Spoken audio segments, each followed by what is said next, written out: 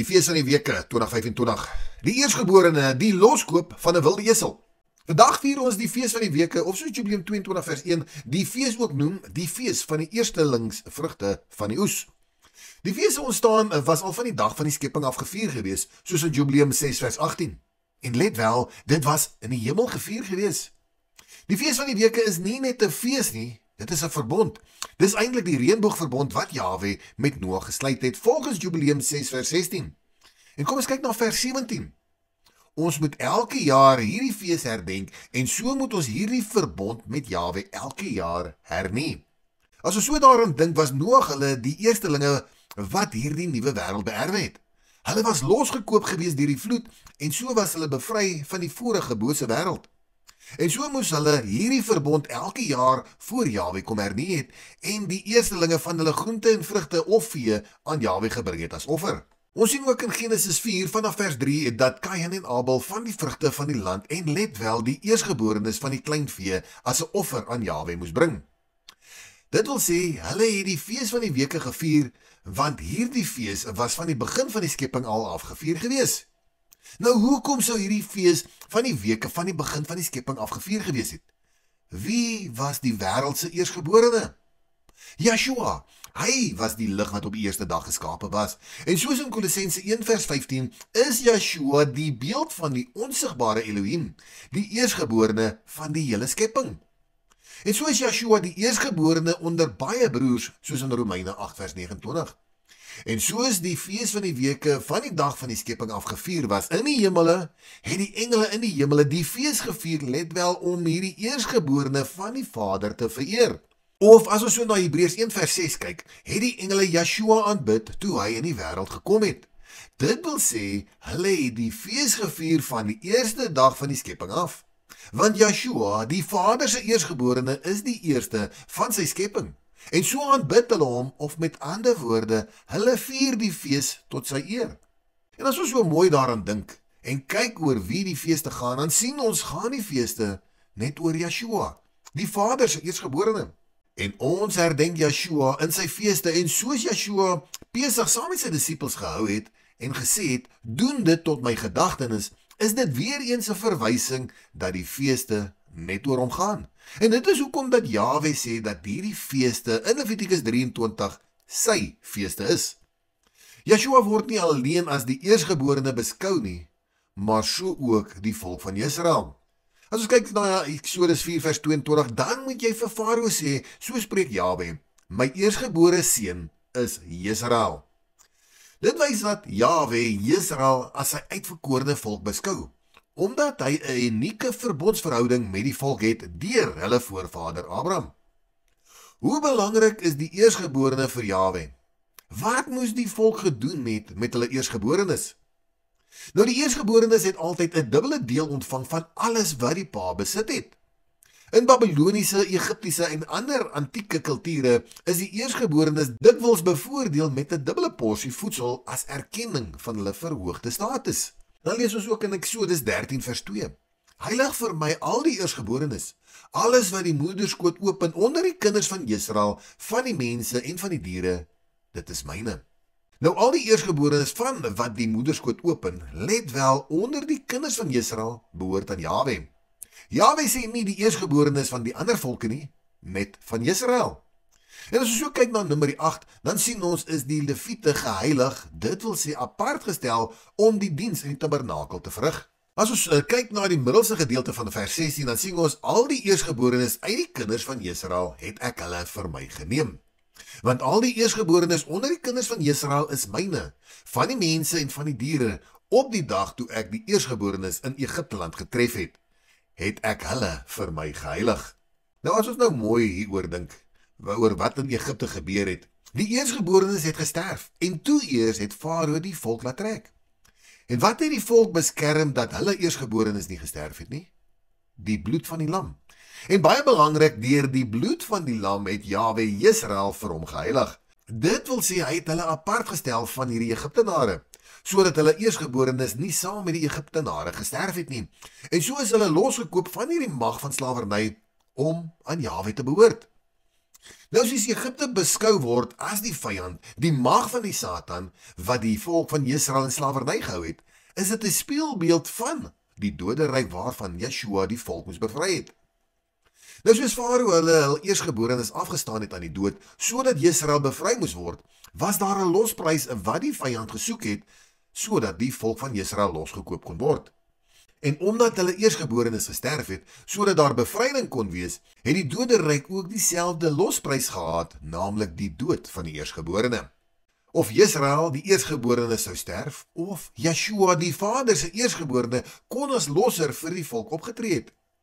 En so het Yeshua opgetree as losser en eersgeborene om sodoende sy volk te kom verlos uit die mag van die doderyk. Nou wat ook vir my interessant is, toe ek op pad was Kaap toe die 28ste van die 4de maand 2025, het ek en my vrou na die klankbybel geluister, en omdat jou konsentrasie op die pad is, hoor ek 'n paar goed wat nie reg is nie. En ek hoor Eksodus praat van die eersgeborene wat met 'n lam losgekoop moet word. Waar ek weet dat Numeri 18 praat van 5 sikkels wat gewoonlik gebruik was om jou eersgeborene los te koop. En ek het gedink om 'n boodskap van die eersgeborene wat deur die lam Yeshua losgekoop was te bring op die fees van die weke. Ons het daardie nag op Beaufort Wes oornag en so na 3:00 die oggend het ek wakker geword en ek het toe begin om skrifverse bymekaar te sit oor die eersgeborenes. Maar toe sien ek dat die eersgeborene van net wel 'n onrein dier, naamlik 'n esel, met 'n lam losgekoop moet word. Indien nie, moet jy sy nek breek. En daar val my hele tema in slotgedagte dat die eersgeborene, naamlik dat die volk van Israel ook deur 'n lam losgekoop moet word, in plaas van net met 5 sikkels uitmekaar. Toe ons by die huis kom, het ek 'n ruk gevat om weer aan die studiestuk te werk. En ek kom toe weer by die gedeelte van Eksodus 13 vers 12 en 13 uit dat die eersgeborene van 'n esel deur 'n lam losgekoop moet word. En ek besluit toe om vers 13 eerder uit te los en nie daaroor te praat nie. Maar hier in my binneste voel ek dat ek hierdie gedeelte nie moet weglaat nie. En ek kry toe 'n begeerte om dieper na vers 13 in te gaan en te kyk daarna. Nou my eerste vraag was, van al die diere wat in die skrif genoem kan word, hoekom die esel uitsonder? Perde was ook gebruik gewees deur konings en veral in oorloë. Hoe moet hulle losgekoop word? En ek gaan kyk toe 'n bietjie na skrifgedeeltes oor esels. Nou wat vir my nogal baie uitgestaan het, was hierdie verse in Psalm 32 vers 9. Wees nie soos 'n perd of 'n esel sonder verstand nie. Dis beskou Dawid hier 'n esel is sonder verstand, en dan sien ons ook in Hosea 7 vers 11, so het Efraim dan geword soos 'n onnosele duif sonder verstand. Hulle roep na Egipte, hulle gaan na Asser. Nou hoe word 'n mens 'n dwaas? Jy wyk af van die waarheid, dit wil sê Jahwe se wet. Nou kyk wat het Efraim gedoen. Hosea 8 vers 12. Ek het hom 10.000 leringe van my wet voorgeskryf, maar dit word as iets vreemds geag. Hosea 4 vers 16. Want Israel is wederstrewig soos 'n wederstrewige koei. Nou sal Jahwe hulle laat wy, soos 'n lam in die oop veld. Efraim is gekoppel aan die afgode, laat hom staan. Hosea 7 vers 8. Efraim, hy vermeng hom met die volke. Efraim is soos 'n roosterkoek wat nie omgekeer is nie. Nou Efraim hoereer en hy pleeg oorspel. Kyk wat gebeur met die wat oorspel pleeg. Spreuke 6 vers 32. Hy wat oorspel pleeg is sonder verstand. Hy wat sy lewe wil verwoes, hy doen so iets. So het Efraim en almal wat oorspel pleeg hulle eie lewe verwoes, want dit is 'n gebod wat die dood verdien. En nou kom Jahwe deur die diens van Jesaja en sê in Jesaja 1 vers 3, 'n os ken sy besitter en 'n esel sy krib van sy eienaar, maar Israel het geen kennis nie. My volk verstaan nie. Dis word 'n esel nog as slimmer as die volk van Israel gesien. En kyk wat sê Jahwe, wie is 'n wilde esel? Hosea 8 vers 9. Want hulle het opgetrek na Asser. 'n wilde esel wat eiesinnig rondloop is Efraim. Hulle het onwettige bondgenootskappe gewerf. Dus word Efraim gesien as dwaas en as 'n wilde esel. Nou kyk wat sê Jahwe nog van 'n wilde esel. Hierso in Job 39 vers 8. Hy sê, wie het die wilde esel so vry laat rondloop? En wie het die bande van 'n woestynesel losgemaak? Nou 'n wilde esel verwerp menslike heerskappy, soos Efraim Jahwe se wet verwerp het. Nou wie het die bande verbreek? Nou die antwoord is nogal heel ironies. Hulle het self hulle bande met Jahwe verbreek, deur sy wette verwerp, Hosea 8 vers 12, afgode te aanbid, Hosea 4 vers 17, op heidene nasies of Egipte en Assirië te vertrou, Hosea 7 vers 8 en 11, maar Jahwe het hulle tog losgelaat, as deel van sy oordele, Hosea 4 vers 17. En as ons kyk, vra Jahwe hier in vers 8, wie het die bande van die woestynesel losgemaak? Dis wie het die bande van hierdie wilde esel verbreek, of met ander woorde, wie het hom losgemaak, losgekoop van sy verderf? Wat is die kenmerke van 'n wilde esel? Hulle is trots, hulle is hoogmoedig. Jy kan hulle niks leer nie, Jeremia 31 vers 18. Hulle is ongehoorsaam, hulle is wetteloos. Hulle is afvallig, hulle wil nie luister nie, Hosea 4 vers 17. Hulle is hardnekkig, hulle het 'n harde voorhoof en 'n ongevoelige hart, Esegiel 3 vers 5 tot 7. En heel ironies, as jy nie die eersgeborene van 'n esel wil loskoop nie, dit wil sê jy weier om die wet van die eersgeborenes na te kom, moet jy sy nek breek. Want hierdie is 'n teken dat jy 'n wilde esel is, wat hardnekkig is en daardie juk moet gebreek word. In die Bybel word die metafoor van 'n donkie se nek breek soms gebruik om 'n hardnekkige of 'n onbuigsame gees te simboliseer. In die konteks van die Ou Testament, as 'n donkie se nek gebreek word, is dit 'n simboliese daad wat dui op 'n oortreding of 'n onvermoë om te verander of om gehoorsaam te wees. En soos Jahwe vir Job gevra het in Job 39 vers 8, wie het die bande van die woestynesel losgemaak? Nou kom die een wat Efraim se bande van die dood verbreek het, en hy ry op 'n esel, op 'n jong esel, die vul van 'n eselin. Die eersgeborene van Elohim, wat Yeshua is, hy ry op 'n eersgeborene vul van 'n eselin. So word hierdie jong esel simbolies losgekoop en aan Jahwe toegewy. Nie deur silwer nie, maar deur die bloed van die lam. Hy is nederig, hy ry op 'n esel en nie op 'n perd nie. 'n Perd simboliseer oorlog en hoogmoed. Die esel simboliseer vrede en nederigheid. Nou hierdie esel was vasgemaak en nog geen mens of enige las was op hom geplaas gewees nie. Nou dit dui op iets wat vir Jahwe afgesonder is. Die eienaar van esel het dalk nie die volle betekenis besef nie, maar aan hom is die voorreg gegee om hierdie vul in bewaring te hou, sonder om enige las daarop te plaas. Want diere wat vir Jahwe se gebruik bestem was, moes heilig, dit wil sê afgesonder wees. Dit moes ongebruik en sonder juk wees, soos beskryf word in Numeri 19 vers 2 en ons kan dit ook sien in 1 Samuel 6 vers 7. En so het die eienaar van die esel geen weerstand gebied of geweier dat hulle die vul moes wegneem nie, want hy het besef dit was presies hoekom hy hierdie jong dier in bewaring gehou het en afgesonder het. Die antoniem hiervan kan wees dat die eienaar die jong esel gestraf het, hom gebind het en weerhou het van sy vryheid. Hy was vasgevang gewees in sy mag en hy het sy vryheid verlang, soos met die volk in Egipte. Toe kom Yeshua se disippels in sy gesag en verkondig die evangelie van Yeshua en sê dat Yeshua hierdie esel nodig het vir sy koninkryk. En hy verlos hierdie wederstrewige, vasgebinde woestynesel en hy aanvaar sy koning en hy dra sy koning op sy rug. Hy neem sy kruis op en hy dra dit en volg sy koning oral waar hy gaan. En so word hierdie wilde esel 'n mak, gehoorsame, getroue, 'n nederige en 'n hardwerkende esel. En hy is reg om dienswerk vir sy meester te doen. Nou hierdie wilde esel was verlore, gebind in die mag van die doderyk, was hardnekkig, wetteloos, hoogmoedig en was uitgelei na die woestyn en was daar gebind gewees en was beskou as 'n woestynesel, soos in Job 39 vers 8. As ons dink aan 'n woestyn, daar is niks behalwe sand. Dis 'n lewelose plek, dis warm, daar's 'n gebrek aan water. Dit wil sê sonder water, sonder die gees. En boonop is jy vasgebind.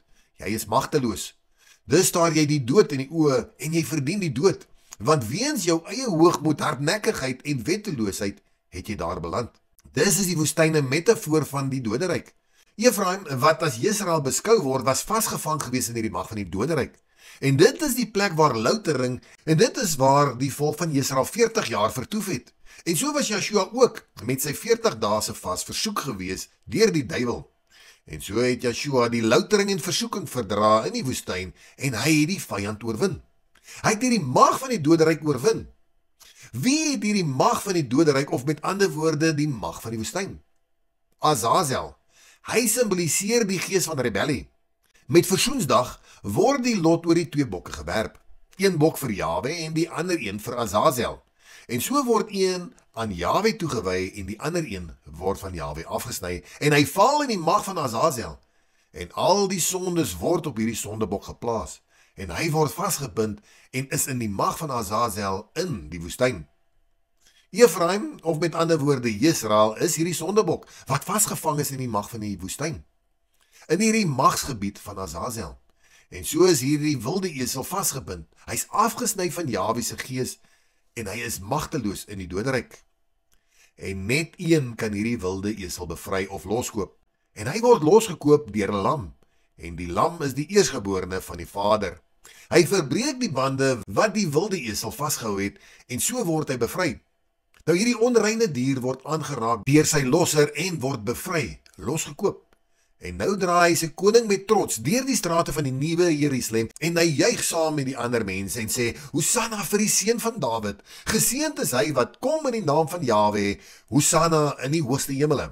En so roep die menigte hard uit, die geluid van baie waters, en so is die geluid van sterk donderslae en sê, Halleluja, want Jahwe Elohim, die Almagtige, het die koningskap aanvaar. Nou kom ons dink gou aan hierdie woorde. As die Vader die koning is hy outomaties oor alles aangestel, alles behoort aan hom. Moet die Vader nog die koningskap aanvaar? Nee, is mos nie nodig vir hom die koningskap te aanvaar nie. Hy is die koning, hy is die magtige van die hele wêreld. Nou wie moet die koningskap aanvaar? Yeshua gaan koning wees. En let wel, hulle sê hierso, Jahwe Elohim, die Almagtige. Hy het die koningskap aanvaar. Dit wil sê, Yeshua het hierdie koningskap aanvaar. Net ietsie om bietjie in gedagte te hou. Nou die bruid het haar gereed gemaak, sy is maagdelik rein. Sy is skoon gewas deur die bloed van die lam, wat hierdie wettelose en hardnekkige wilde esel is, nou vlekkeloos. Tydens die Pesach en die ongesuurde brode fees betaal Yeshua die losprys en die bloed van die eersgeborene bevry die volk uit slawerny. Nou met die ongesuurde brode fees, wat 'n tydperk is van reiniging, dit wil sê die pad van heiligmaking, moet hierdie bruid haar nou reinig van sonde, want sy kan nou terugkeer, die losprys is betaal. En soos Naomi hulle in die verhaal van Rut in die vlaktes van Moab as vreemdelinge vertoef het, weens hongersnood, was hulle afgesny gewees van hierdie heerlikheid van die vorige dorp waarin hulle gebly het, naamlik van Bethlehem. En Bethlehem beteken die huis van brood. En dit is die dorp waarin Yeshua gebore was. Dit simboliseer hulle die verlore stamme van die huis van Israel, wat weens hulle wetteloosheid afgesny was van die ware brood. En hulle het 'n hongersnood gehad, hulle gaan woon in 'n woestyn omtrent. En dit is hoekom dat hulle nou in die vlaktes van Moab gaan woon het as vreemdelinge. Maar nou met die tyd van die graanoes, dit wil sê, dit is die tydperk van die fees van die weke, het hulle in Jerusalem gekom en hulle word losgekoop deur hulle losser, naamlik Boas. Dus gaan hulle in 'n verbond met Boas, hulle losser, en so het Jahwe 'n verbond met die volk aangegaan op die fees van die weke, en die volk ontvang die wet op die fees van die weke, net ook soos hy 'n verbond met Noag hulle gesluit het op die fees van die weke, of met ander woorde die reënboogverbond. En so vervul Yeshua sy verbond met sy volk op die fees van die weke, en die volk ontvang die apart gestelde gees. Nou die verhaal van Rut is dus 'n Bybelse verhaal wat 'n heenwyse is na Yeshua se lossing. Hoe die volk teruggekeer het en Jahwe genade aan hulle bewys het, want hulle kan weer brood kom eet. En soos die bloed van die lam die volk van Israel se eersgeborenes beskerm en die volk van Israel vrygekoop het van die bandinge van Egipte wat hulle vasgehou het, so was hierdie hardnekkige en wilde esel ook losgekoop gewees deur 'n lam. En so kom ons terug, ons eet van sy brood, sy woord, en so reinig ons onsself om skoon en rein voor hom te kan wees. En as ons so na Openbaring 14 vers 4 kyk, sien ons dis die wat hulle nie met vroue besoedel het nie. Hulle is maagdelik rein, want om te horeer geestelik of vleeslik, dan sny jy jou van die lam af. En die wat nie van die lam afgesny is nie, hulle sal Yeshua volg oral waar hy gaan. Hulle sal nie sy goddelike status ontken en hom verag nie, maar hulle sal hom aanvaar as Elohim en hom dien en hom oral volg, want hulle behoort aan hom. Want hulle is sy eerstelinge, sy eersgeborene wat hy losgekoop het. Halleluja! Laat ons jubel en juig en ons Vader loof vir die lam wat as losser opgetree het om hierdie eersgeborene hardnekkige esel los te koop. Halleluja! Geseënde fees van die weke. Shalom.